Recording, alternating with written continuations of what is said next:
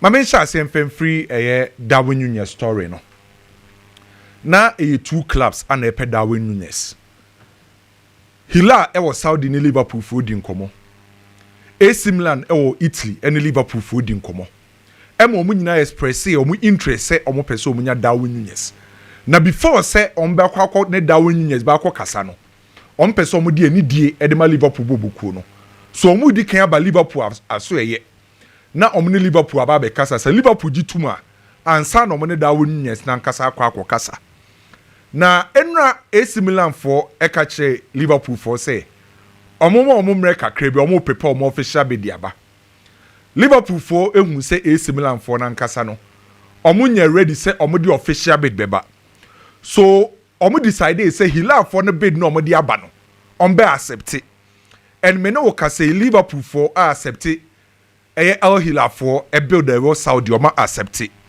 na fixed anase guarantee fee no for Darwin Nunez Liverpool agree with Hilal for say ombe 53 million euros na add-ons no omu di bibia ka ho a Eskani betima kwa kodru 65 to 70 million euros. Na at the frontier Liverpool for GS Eskani nyina na say.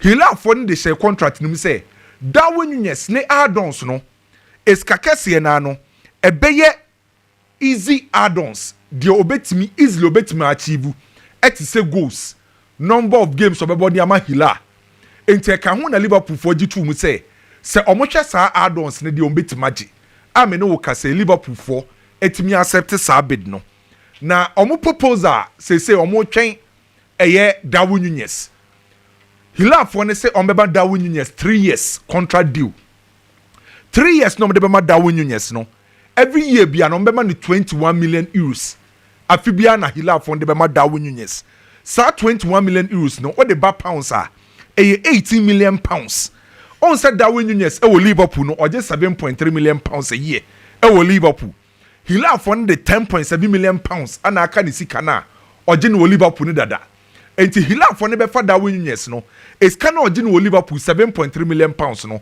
Hilal for ne say omo say top ne up 10.7 million pounds na che say the ba euros aba be 21 million euros so oba koye the fourth highest earner e wo Hilal uko Hilal currently the oje sika kese pa no e Koulibaly oje 34.7 million euros on the disc kakesi o Hilal the otosu mienu eya branch FN se Milinkovic Savic Mitrovic aba na Darwin Nunez eba be 21 million euros oba be the fourth highest paid player ewo Hilal boboku nim Hilal for train boy ni say by the end of this week obetimi in the final any green light naba oma booking medicals ewo Frankfurt University Hospital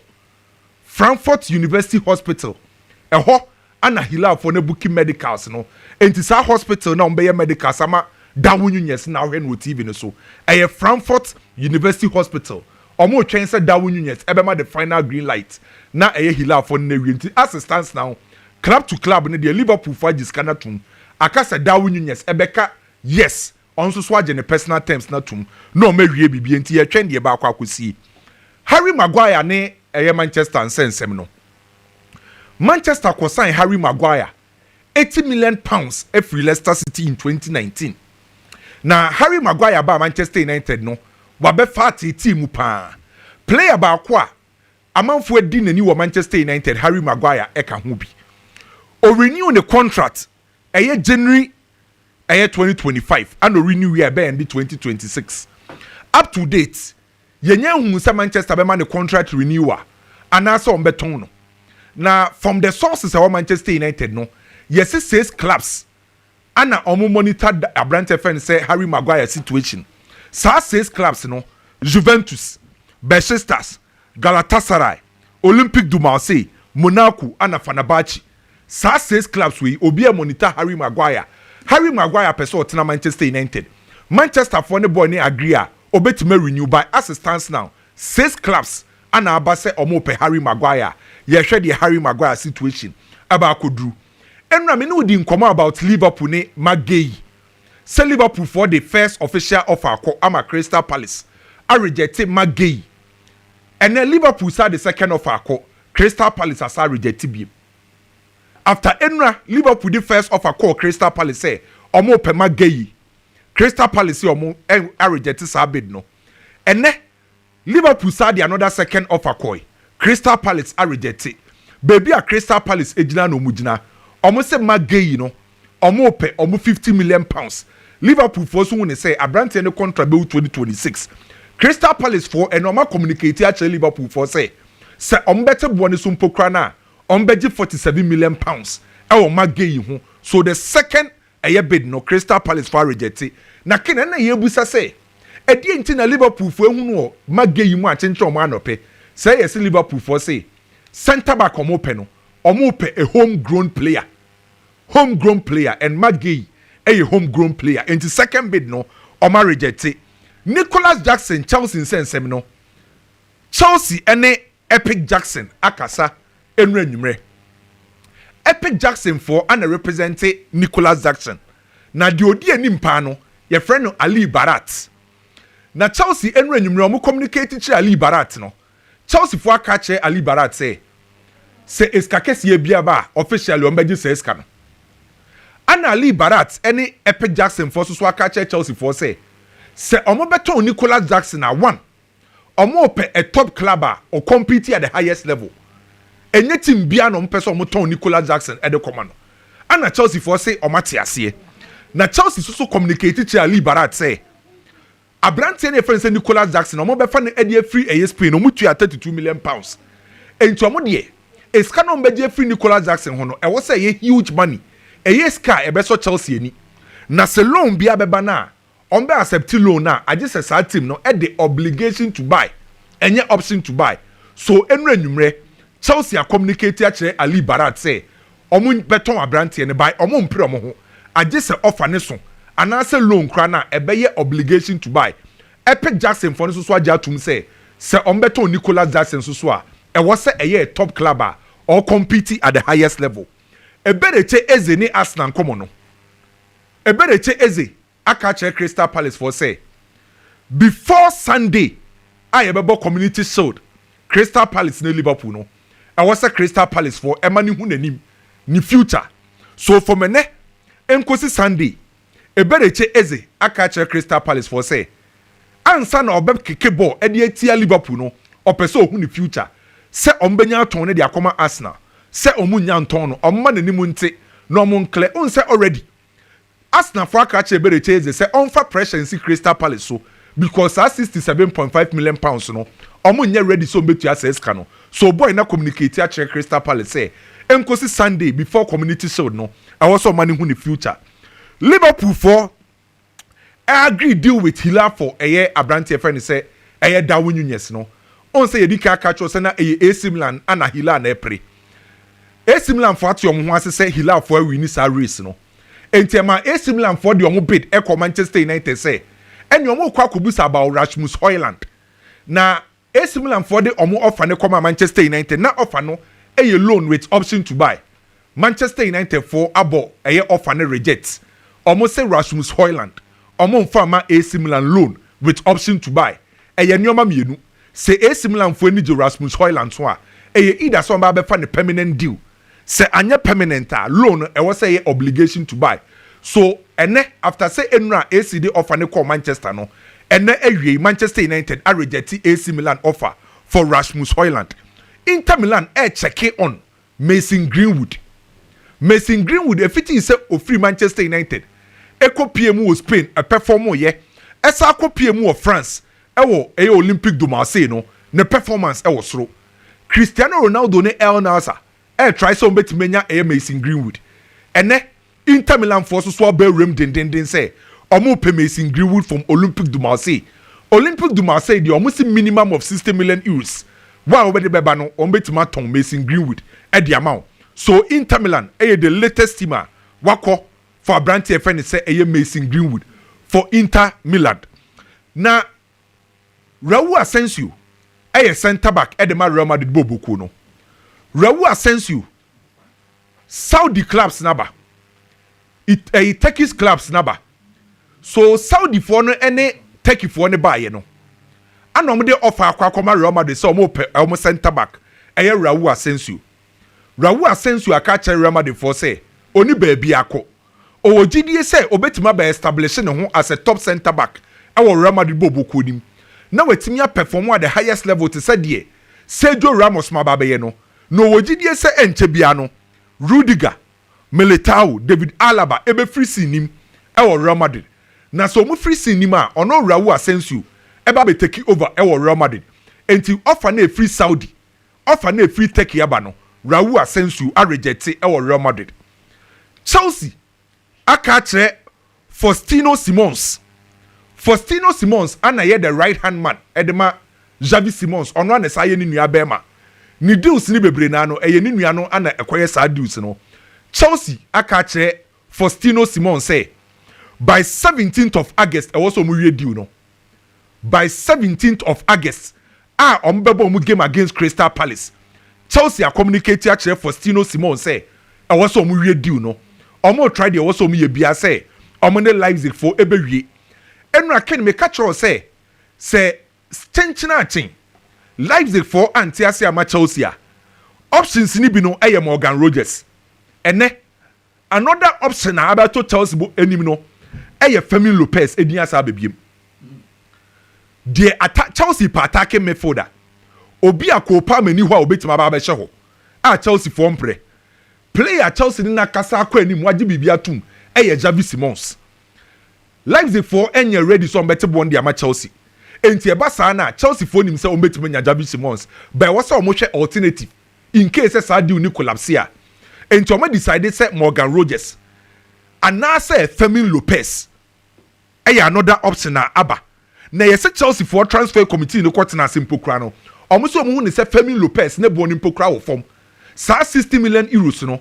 because e bon na Leipzig for airpay for Xavi Simons and omo ye omo dwen say omo ko Aston Villa so a Morgan Rogers 80 million pounds na Fermin Lopez ni 60 million pounds enti say in case say Xavi Simons anye ya another option brand friend say Fermin Lopez Garnacho ene Chelsea nkomo no Manchester United for so ama Garnacho enko for ati say Aston Villa and Spurs and omani abre pa Chelsea any omo di nkomo de by Chelsea enfa any official bid emba for Garnacho Manchester United enim say Chelsea interest Garnacho by teama why ready or they offer a person to Manchester United edim for Garnacho no Aston Villa and Spurs enti Chelsea for enya quick no form offer nembra Ali Barata na make na asem dia tro say ono na representing Nicholas Jackson no wa sha ase den Saudi for ni di nkomo for Nicholas Jackson Ali Barat okay asa ase ni Nicholas Jackson Saudi for ni edi nkomo Spurs for any Sports and Life Agency for Kasai okay Sports and Life Agency for and control Brahim Diaz Spurs for no call say omo pe Brahim Diaz ni agency no Sports and Life Agency a catch Spurs for say boy ni be renew the contract to Real Madrid into Spurs for and forget it Brahim Diaz enra me beka upemekano asem kire say Bayern for person renew the contract because omati say PSG for epe upemekano na kene no anwumre say enye PSG nko Real Madrid for so ehase upemekano on say so contract be 2026 into Real Madrid for hase by Bayern for epe so my boy no contract extension. Leverkusen the 30 million euros e ko Barca. For why? Marc Casado 30 they say. 30. Leverkusen e the e ko. Barca mon gentu na mon fan register players. Okay. On say Granit Xhaka o ma ton no. Enti o mo the 30 e ko. Okay. Manchester United within the next 48 hours. Ana on betime wie eye Benjamin Sesko die no. Sesko. The next 48 hours na boy na travel aba Manchester United. Boy no na the clause or renew the contract no odishemu say okoka che Leipzig say or was special clubber or was oko say the next 48 hours ombe wie bibia me na o ka say na Ken Paul Stanley story how dey makwaku mo bra me stories ne die video chira stories no edos be na Paul Stanley ono de ndie waka che Chelsea penny for say Garnacho die no obetima ma Manchester United agi 30 million euros 30 million pounds I know Chelsea for nimbo delay tactics 30 no mbeje obetima ma Manchester for agi saska nti latest ne be wa say kwaku mu ne big bre Mami sha sem free Chelsea nkomo no kakra any Chelsea transfers omoye any the conversation mu say we story be say Chelsea for atonton still no one club bie ni wa eno mo ese e wo Europe Now, let me tell you something. 2019, na Abramovich, that's what Chelsea. 2019, FIFA mo report say Chelsea at the 41 place. No money now alone. 41 place. Obiako loan. Between 2010 to 2019, wo baby. Season bia no ada man conform. And in fact, ada fourth place Uncle loan crowd be 40. But what tell me yes, including Ghana, yeah player. Baba Rahman. Na oko Rems, na oko Shaka, na oko Mayoka. Though Chelsea were spending a lot of money on players, Abramovich not on top how. But na Chelsea for etimi balancing with players they call loan. Into no call loan back ba no aton. So it was a business Chelsea were doing. They were masters of it. And I thought Boli Abba. Todd Boli Mobile 2023. Na Chelsea will bear 21 players. Nobody be count to go on loan. So the loan business was not started by Todd Boli. It has always been the DNA of Chelsea. And they are the masters of it. And Chelsea in Nano, FIFA de Mraban saying say, what the player don't do a loan pay 8, but me pacho temi 8 for professional players. Inti players under 21. So we are playing now under 21, their FIFA does not touch you. But 21 and above, on my maximum 8, and why Chelsea. Yet they are still beating the system and sending players on loan. Into a business, omo yenje sika pa di ba bobokun. And yes, here, let me give you one example. Magiwi, omo de ne kwa Sunderland. Chelsea to say be 5 million ekofano from Barcelona. Or be kwa Sunderland. So Sunderland manamba boni bio betu be 5 million di ama Chelsea. Amando Broya, all kwa Fulham. What happened? Amanda Broya Echo Fulham no. Any Everton Chelsea say akwara memo akwa Everton. Say Everton for mama boy na ambo ni bia. Mama me 5 million no aje. Harvey this guy Omar Hutchison. Omuko fani fi Arsenal.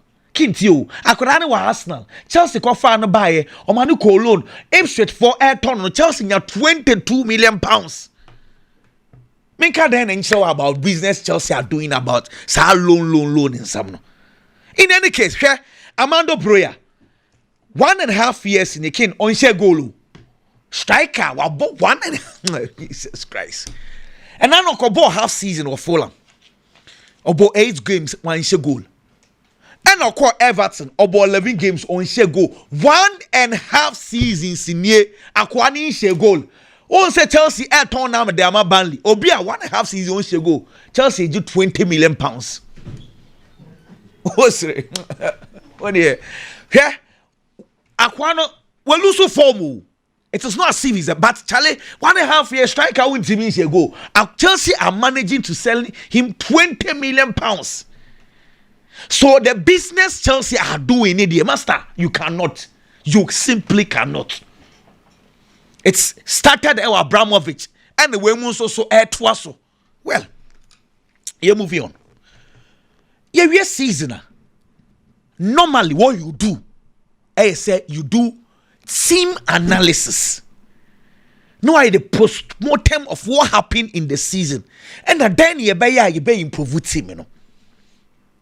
Now, me do think come maybe no, and I catch us say, from what I have seen about Manchester United pre-season, me sure born no more bonwa. Ebi only Watkins be boa mo. But there are other options. Nicholas Jackson, Benjamin Sesko today. Manchester United assets still on Benjamin Sesko, but let's have a conversation. But I'm sure. So what team analysis on Manchester United team? First thing you observe when I say, Ken. United goals kakra mo be sending their team they don't score a lot of goals. But goals who do ano from the central corridors omo create fan fin. It's about 3 years in here. Play bien wa English Premiership or creating chances. HM Bruno Fernandes. He has been the go-to man. It's a Bruno footballer, a central. They are creating through the central corridors. So you do this analysis, okay? It is good that my midfielders are creating chances. My attackers are not scoring goals. It is solution today. Me for attackers on Messi go. United are Fakunya. Wafa Matthias Nunes. No problem. Okay, that is a good one. Name this is where the problem is. And which I think is if they utilize Benjamin Sesko Abebo in second, any game will be a never more creating centrally. But if you analyze the Manchester team very well, time will be anwa seems a holding Manchester United a won fi one omuni option to bounce Harry Maguire, Casemiro, and when ekobo number 9 meboa until they start ballooning the ball into the second option for Manchester United, Harry Maguire number 9. Nature say United can say centrally intimi attacking air crosses. They don't have a number 9 who is good air balls. Because Ramos Hoylon who born several times on intimi fast. Joshua Jackson so needs to win any chain BBR. Okay, so that's if that is the situation. I think say Benjamin Sesko with me air balls and also Beboa. Because last year, teams are not end cross. Manchester United can be. Because I understand. Number 9 is said yes. It's the Benjamin Sesko conversation. I am beginning to feel say, they are looking at that aspect of the game. Okay. The guy excellent. Name Benjamin Sesko problem in the Bundesliga last year about 68 shots. Ken, watch this very carefully. 68 shots now. Benjamin Sesko boy, you know. Oshemu 13. What does this tell you? 68 shots, 13 goals. Nature say he's a striker who loves shooting, but the accuracy from. Because percentage-wise, 19% of the shots and he ran it. Exactly. As a no one you sir. Oh, in terms of goals in some media, but it's so on the strength 19% of the shot. Exactly. So you not tell people. Or you'll be a shot bopa. Or you be a shot. Some catch us and stand it to say Edin Jeku. Ni 9 more do into a short. Oh, make us on him. Miss style or no? Yeah. Make us Miss style or not to say. Okay. Send a bear. Me transphonium won't send the ticker. The 90 million can open short bopa. That's a strength. And United would have to utilize that. Ken, dear Tosubio, Barcelona and test against situation and me more updates actually say Barcelona for arguments they say as long as akorana kasa tre tools social media say 3 months next on one kasa we give on yourself up. Now this is where we are today. Barcelona for us side say a document a collective agreement La Liga for any footballers association for the sign. I to say Ghana Football Association Keto Kreku assigning the parts. Na PFA so assigning the parts for Ghana patron tia between the association and the players association and almost sign here. Now, in that document, Article 6, actually say time will be an a player will consent to what your team no eka into obey. Team no the catch will be here again. This is Barcelona's argument.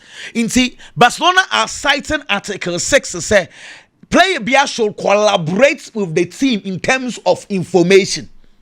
Article 6. And Article 7.2 actually say player 1 year sano a bit me crab but the worst is that they will terminate your contract. But more option say ubetimi at boy ne salary so ubetinya ye bibia. This is where Barcelona's argument the collective agreements are between the association on behalf of the teams and the players. Okay. Say this is the situation today. Testa game what campus say the documents Barcelona are citing no. Yeah, collaborative information from player Biano. Collaborative information, it does not include medical reports. Come on, you know what I say? Because Barcelona say, when you apply, you need to collaborate in terms of information. And the Stegen say, the fact that I am collaborating does not mean, say, medical reports. So they are going to argue, if indeed Barcelona want to carry the thing, they will argue with regard to this, because Article 6, and as I say, in contention, if Barcelona want to take the case to court. But as it stands today, the boy still insist again, or backing the argument to say collaborative information does not mean say the medical reports count. Number 2, General Data Protection Regulation, GDPR. Spain, and so catch and document, documents and some information there. There be no. Just all consent and sana kwabontin. The player's path, no, he's dealing with his lawyers. And again, baby, I drew no, they be a make say, look, baby, I want a abutre supporters. And we say, or more damn test again. I understand the argument, but baby, I could Jinano say, ye giddy, I want to help Barcelona. Well, Inti a abutre. Basa for the Ukraine temper. Amoye no pa. Na Ken me person me bisa questions. Say we a striker. Na who speed, who movement. Na who she goaler. Who say ya na ebufu pa.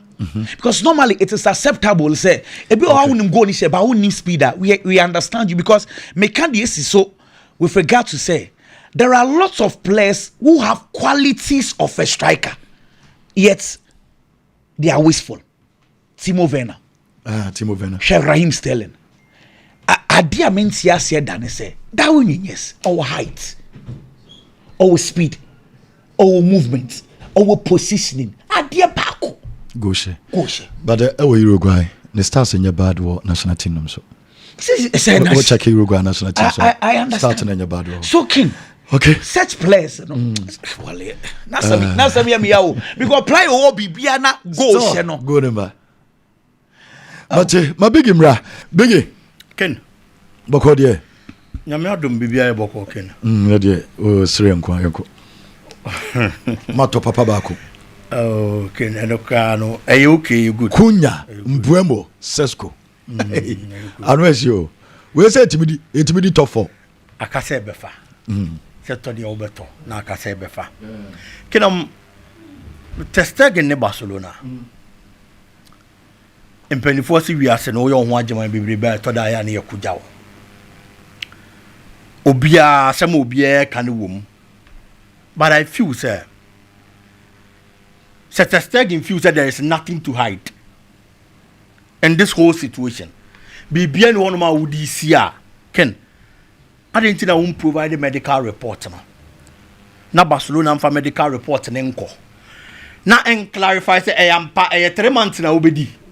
And also obedi 4 months na betimi ama Barcelona kwan. Am na register one Garcia no. That is the question I am asking. Because who now also work for 3 months. But sequoia 4 months Barcelona can register their new goalkeeper, which is one Garcia. I eventually over team number 1. It is when you're ready to be provided a medical reporter. Then it looks like say a bro and our person about Barcelona bobo. It is a utrimu fine. Na se BBN one ma would see provided. Na yen na yam fanko. Na yen hu se wo de na e ka no kre na Barcelona na e control. Then again, at the end you take a political twist. Because the people in Germany, I shall see a kasa omo back omo de. The sporting director for the DFB, Akasa, Retig, it can say the American. It is taking a different twist. Retig Ababa Bekasa. Or say Asemna Okan, he's being biased because I was almost supported Stegen because when he becomes a better goalkeeper, it is for the German national team. The coach of the German national team, Julius Nagelsmann, so Akasa. Say I was saying the number 1 goalkeeper, Obia, Onya be that at the top level because World Cup, it means clearly. Also supported Stegen. And then on the other part of a Barcelona Bobo Kono Ken goalkeeper he didn't home come one Garcia. He's also a Spaniard. On also your opportunity no about that goal post, no, you're better. Or you're for the Spanish national team. One guy here, maybe some of our question is since or by no. We won't test again. We call no work no boss. Or then I could dim come say senior. When I is senior, capito, Monsieur Yadimiaba, Bedidu Nasi. Why you be sir? For that. Because me na on the Bayama no registration heading. I go through. Who know what you're there? Then you're born on the going to be. And me nim said you almost caught and city. Okay. Yeah, you're part of the world. You want you be beside because you be crack around where you are bonny and out there. Oh yeah, home so. But in their part of the world, I don't know how things are done. It's probably a be an BBC and the NCA. But said in American, it is taking a different twist altogether. It's both parties in your careful. No more who handle at the end because the player we are talking about. And found say Barcelona Bobo Kone. Barcelona is a big institution. No one ever win it at the end of the day. The player in question is the captain of the team. And captain Ken, so be a captain. Most of the time teams be breed a longevity in the captain. Watena Muache. It is a Watena Muache no Baba be a captain. He has that kind of bond with a lot of the players. It is a one she no one taking decision a beboa. A baby has never affected the dressing room, neck of a problem, and so the Abba. Can Crystal Palace should know the right time to sell. Player friend is a Magehi. Okay. A property. Usika open. A different as one second because and the football. Obia nya ne sebo for person o ton kese say the be obenya bibidi ato ne coffers mu na wati media bobra. It's the kind of money they are asking. Sika, Osha Magehi performance, being the captain of Crystal Palace, the consistency he's had in the Premier League, and Kaunya such a player, now Nya Sikanoa, a beboa the Crystal Palace Bobo Kono. But then again, Osha play and a contract now Akano. And there have been clubs already decided to say a player 1 year. On this can fan Konkofana and Fanema. Madrid is doing that. Or the year players binom because Liverpool Nankasakran and Sia Madrid they are when it comes to Trent Alexander-Arnold. Again, Madrid before only players been through Dim Komobit Konate, possibly while extending the contractor. Real Madrid bet me as for the free next season. It is a what na honum, not a Sadia Nikokosi. Na Liverpool Lucy Kunata. Eventually, on also be decided to almost for Gehi. On also be train, not next season was funny free. It's a baby Asiano. Not player now you key player. Player now your captain. Player now your big player and Calbeton and Yam Faswono. Never Baba yes a winya capre and free player and so. It's one you're careful. No one who want to sell. Not at least. A better than say player and be call for free. Now one benefit take a preba and free side him. Jamie Carragher cast him. You say, although on Tias say Liverpool do 150 go for Isak. Now 150 there. And how the top player beat Mbappe I normal. Ken 150 for France teams in the oh yes baby 150 sika e do so pa but so coach now ko hwemre bi atwam sika na the top players are probably obeka sika we do so bro so but if you are calculating time value of money now we have a market na say the city you have to understand players beat Fernando Torres were established players than Isak level any status at this time. He was bought for 50 million pounds. But Carragher those days today the market is different. Today and the price is different. Liverpool the 80 million pounds are fake ticket. Baba backup Alexander Isak bar. Clearly that should tell you that things are changing. And the name is Manchester United bought Rasmus Højlund for saying around 80 when he had only played one good season. So good season in Poniken number of goals and watch 9 goals and an watch it's today the football market is different from a maybe a chem and a Carragher Mabresono. It's a what's say now you see the lenses of those days. Okay. And now they buy player price and any market and now obey a big mistake because and now to 80 Shesika Manchester United they for Benjamin Sesko. Shesika they for Mbomo ni Kuniamo. Some of them Manchester United. And leave Liverpool nankasa. Sika only they for certain other players are. Compare that to Isak and tell me say Isak 150 outrageous. Well, yebere oba na yahwe goals no.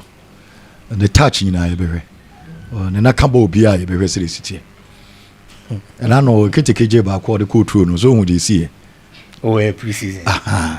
Now, how long by and one who chance be no cause and one who they see community shirt and over. Well, yɛmfa no nso